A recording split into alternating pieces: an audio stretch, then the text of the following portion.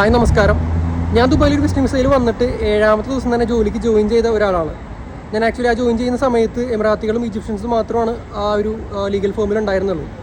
അപ്പോൾ അവർ എന്നെ ഹയർ ചെയ്യാനുള്ള ഒരേ ഒരു കാരണം എന്ന് പറയുന്നത് എൻ്റെ ഇൻ്റർവ്യൂവിൽ പെർഫോമൻസ് ആയിരുന്നു. പക്ഷേ ആ ഇൻ്റർവ്യൂവിന് വിളിക്കാനുണ്ടായ കാരണം എന്ന് പറയുന്നത് ഞാൻ അയച്ച കവർ ലെറ്ററാണ്.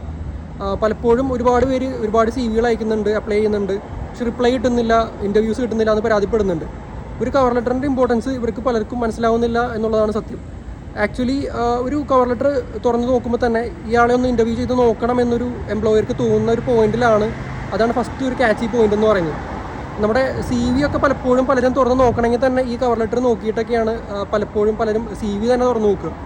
അപ്പോൾ വളരെ ബ്രീഫായിട്ടുള്ള മിനിമലായിട്ടുള്ള സെൻറ്റൻസുകളിൽ നല്ല ക്യാച്ചി ആയിട്ടുള്ള വേർഡ്സിൽ ഒരു കവർ ലെറ്റർ ടൈപ്പ് ചെയ്ത് അയക്കുക എന്ന് പറയുന്നത് ഒരു സ്കില്ലാണ്.